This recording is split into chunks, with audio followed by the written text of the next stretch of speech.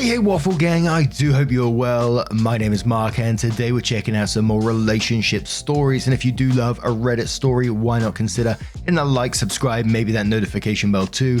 But let's crack on with today's first story from True Off My Chest Throwaway, who says, my husband cheated, so I told everyone. He has nothing right now and definitely doesn't care. I'm 7 months pregnant now, but when I was 5 months, I found out he was cheating while I was at the hospital with pneumonia. I just posted about my mum, but I kind of want to get everything off my chest. He's adopted but knows his biological family. I told his adoptive family, biological family, my friends, his friends, etc. A lot came out when I found out. I found out he cheated on every girlfriend he's had. I'm now friends with his exes, who he lied to about everything as well. He told me he wasn't in contact with them, and they found out about me when his mum died and was in her obituary because, shocker, she's my mother-in-law. He says I ruined his life. I want to. He's hiding like a coward. He won't answer messages from anyone. He tried telling my mother that he spoke to an attorney, and I made him feel guilty for not being happy when he mentioned it. Never happened. In fact, when I asked if he was cheating, he swore on his mother's grave he wasn't. A lie. There's so much to this story, but I just don't understand how some people can do this. He wanted his perfect wife and kids, and his little girlfriend on the side. He was never going to leave me, and now he's not responding to my divorce attorney. I want him out of my life, since he was so unhappy. But suddenly, he's too busy for the divorce he claims he wants, or at least started claiming when I kicked him out of the house. When I told him to leave because he was cheating, he told me he's been unhappy a long time and spoke to a lawyer a month ago, but didn't know how to tell me. So he cheated and lied to hide it for weeks. He wanted the baby I'm pregnant with. I didn't want another for 2 more years, but now that we're not together, he says it's my choice and I can have full custody. He's mad at me because his affair partner was also cheating on her boyfriend, and I told said boyfriend. Apparently because I did that, my husband doesn't have to apologize for what he did to me because I'm trying to ruin his and his girlfriend's new life. He said he's not sorry, he doesn't regret it, and he accepted what he's done, and I need to get over it. But he can't even say the words I cheated. Just, you don't know my side, and I've accepted what I've done. I want him to suffer like I am, and he has no one, but I know he doesn't care because he's twisted in his mind, so he's just justified because I told everyone what he did, so clearly I'm the bad guy. If he had a side, he would tell his whole family, so they would hate him, but instead, he blocks their numbers. He knows he can't lie to anyone who can ask me because I have all the proof, and anything he says I can disprove, so he says nothing. Yet, insists he's not in the wrong. I really know how to pick them. Now I'm a single mum of 2.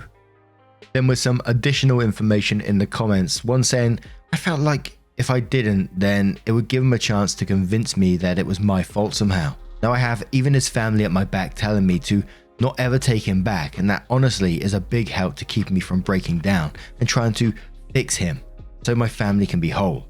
Next comment says his brother logged into his Facebook and made a post about what he did, so he deleted his Facebook the next morning. Lol. When we got together, I told him cheating was my hard line. No forgiveness. He said he understands because he's been cheated on, which is a lie. Little did I know he had a girlfriend when we got together. I still don't understand how he thought that was okay somehow. Based on new evidence, I believe the affair partner knew about me. They had some sort of we both have partners, so we both have something to lose agreement. But when I first messaged her, after she stopped ignoring me for the first 2 days, she said, he says that he's divorcing you and the baby isn't his. And the comments pretty much all, he gets what he deserves in this situation, that he cheated and he's done it time and time again, that he's a liar, he's a narcissist, all this kind of stuff. Then OP updates the post around 7 months later and says, this is kind of a small update, but I was excited and remembered this account, so I wanted to say that you don't have to be healed for things to be better. Good things can still happen, even if you are sad. Thus far, I've gotten a pay rise at work, and come the new year, I'll be promoted and take over my own store with another pay rise. I've been going out more and enjoying myself. I have concert tickets and hockey tickets that I'm very excited about.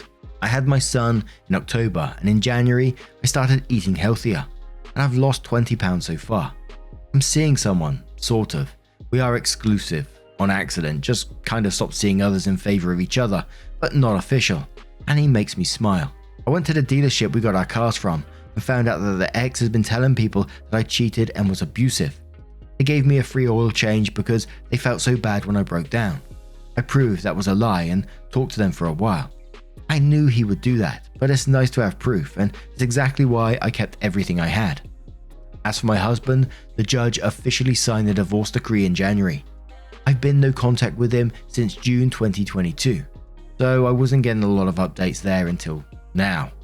Ex-affair partner messaged me.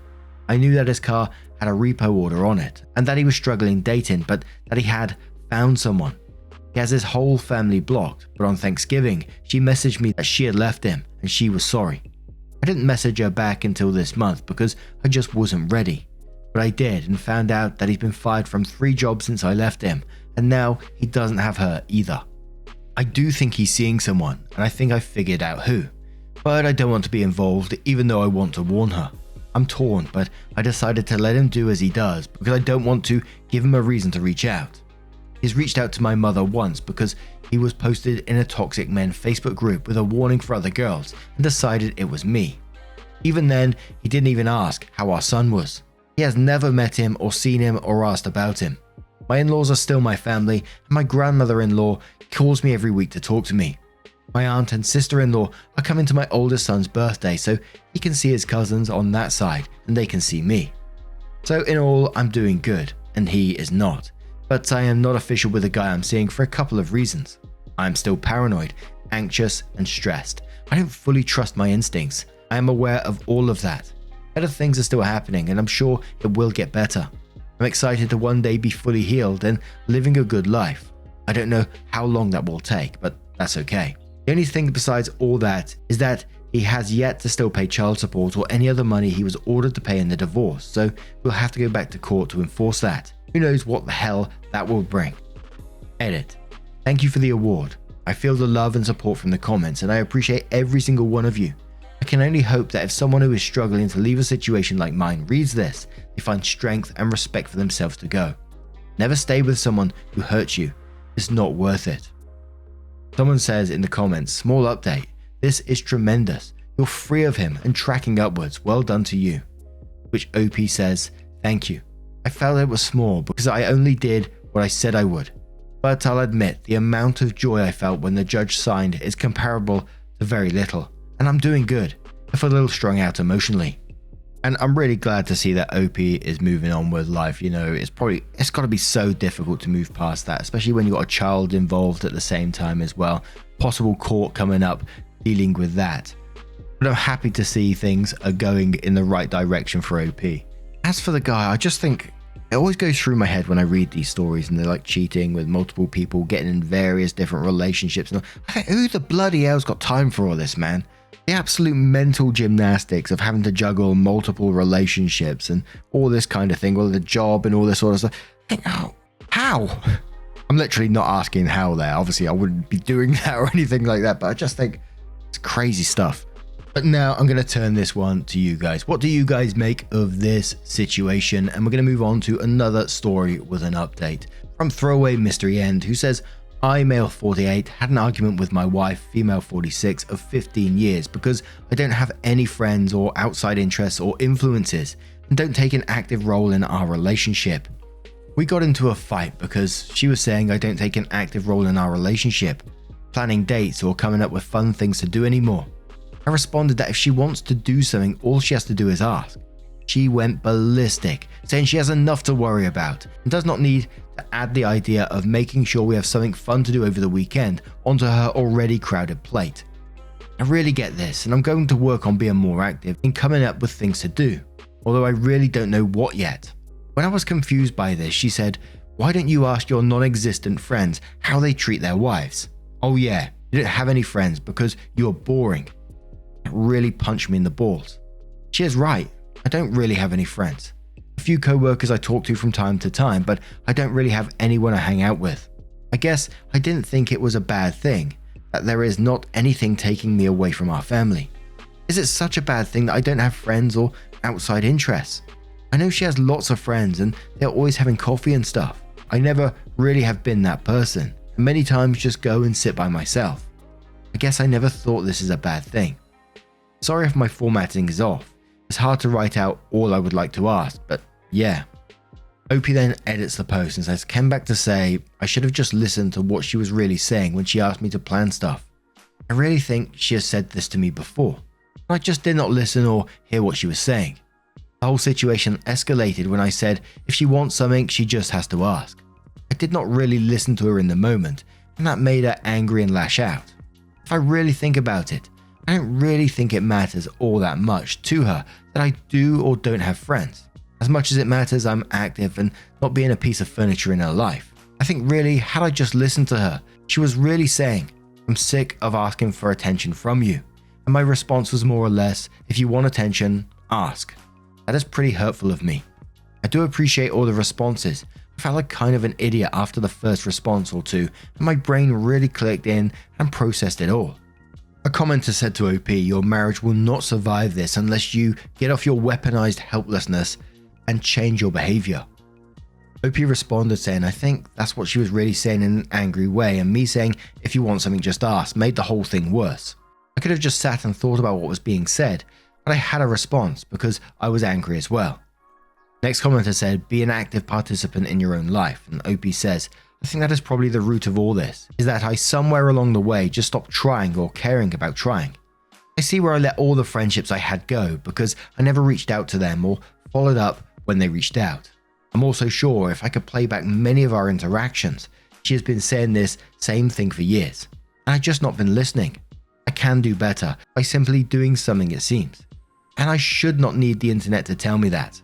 And I think I disagree with that last little statement he said there, and I should not need the internet to tell me that. Of course, we all need someone to give us a little kick up the arse every once in a while, be it, a friend, a professional, the internet, whoever it may be. If it helps you out, it's a good thing. We all get in our own little rut sometimes and, withdraw ourselves from life. It can be a coping mechanism for any. When I was going through the stuff with my mum and I was depressed, I was diagnosed with depression and I went on sertraline and all this kind of stuff. But it took me a while to actually understand that, and people telling me that you're not yourself, there's something wrong. And also a lot of self-reflection as well. Having to admit that was difficult, but it's part of life. And whilst the internet is always not the best place for advice, sometimes it's you get a little golden nugget in there and it really helps you get forward. It certainly helped me. But OP does update the post and says, after posting here and thinking on things really long and hard, I planned a night out for my wife. She was really happy with it. Not even what we did, just that I did it. She did cry a little. Later that night, I told her about posting here and showed her the post and replies. She spent about an hour reading them, then asked me to see couples counseling. I agreed, something I had refused before. She cried again. We scheduled an appointment that happened Tuesday. We talked about the issues I have been missing, that I should be open to my wife, and that it's okay to tell her when I'm feeling upset or stressed from work or other things. That is a part of relationships to share things like this with each other. I know my wife vents to me often. The counsellor said that by me not opening up, A, I'm missing an opportunity to connect with my wife on a deeper level, and B, I'm carrying around a backpack full of crap that I don't need to be hauling.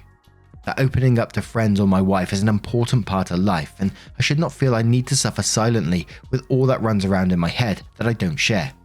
Then we spoke on my apathy about life. My lack of caring for things and slowly losing interest in one thing or another is a clear sign of depression I should have recognized. And that even though I was going through the motions, that my wife could tell I was off. My wife agreed and said it was like watching me wither away slowly. And since I did not share my feeling or pain, she did not know how to support me. The argument was her fear that I was slowly withdrawing even from her. We did touch on the mental load and the house things. My wife said she thinks I do too much and wished I would just take a day or a weekend to be happy and enjoy life. I also had a one-on-one online with a therapist. I was not so hot on that. She was very concerned that I had not recognized the signs of depression, and that it was so clear in my post it was like a neon sign. We talked about things I used to do.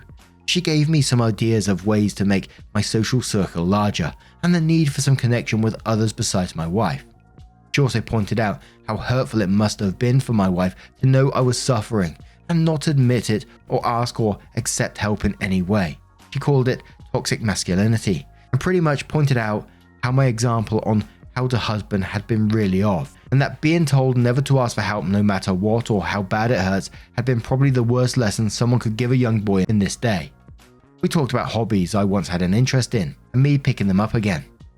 How I had no one to talk to other than my wife, and what good can come from having friends. That I need balance in my life. It cannot all be about my wife and work. That it's okay to have my own experiences too. That sharing them with my wife will bring some interest back to our relationship. I've got to be honest, the therapist was not to my taste. And when we go to see a counsellor again, I'm thinking of asking for a referral, which was offered at the first meeting. Since every therapist, and even my wife, has said depression, I think I need to give it a shot. I guess I was not paying enough attention to myself to even notice I was off, or getting off, or whatever, I don't know. I always thought depression would feel like sadness or darkness. I did not know that apathy was a sign. Apathy is a feeling I know well, and it seems I need to get it addressed.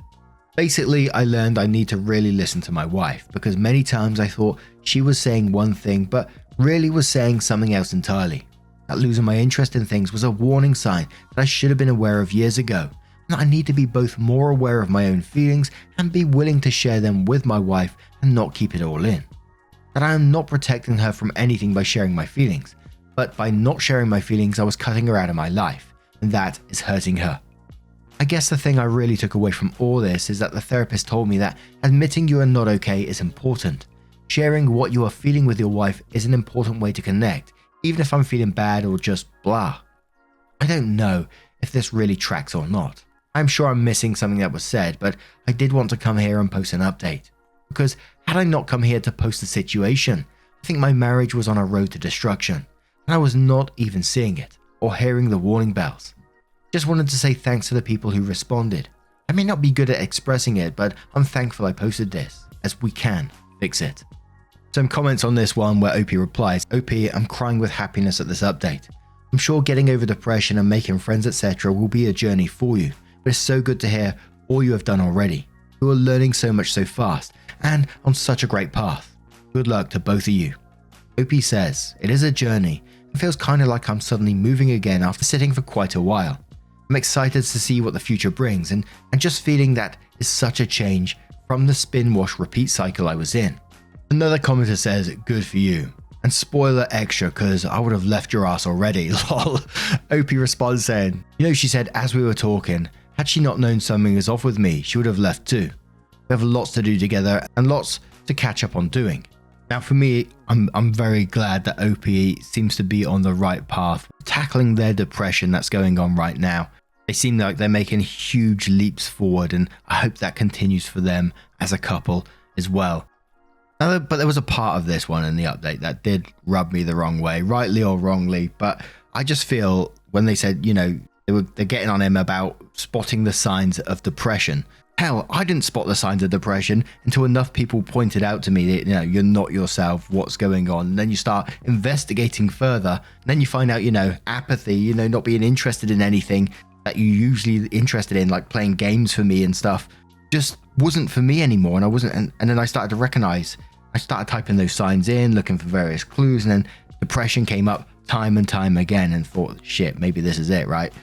I don't know, maybe that's unfair of me to say and maybe not what they was getting at.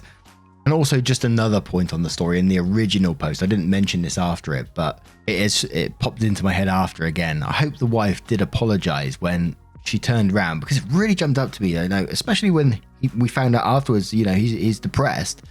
Why didn't you go and ask your non-existent friends how they treat their wives? Oh yeah, you don't have any friends because you are boring.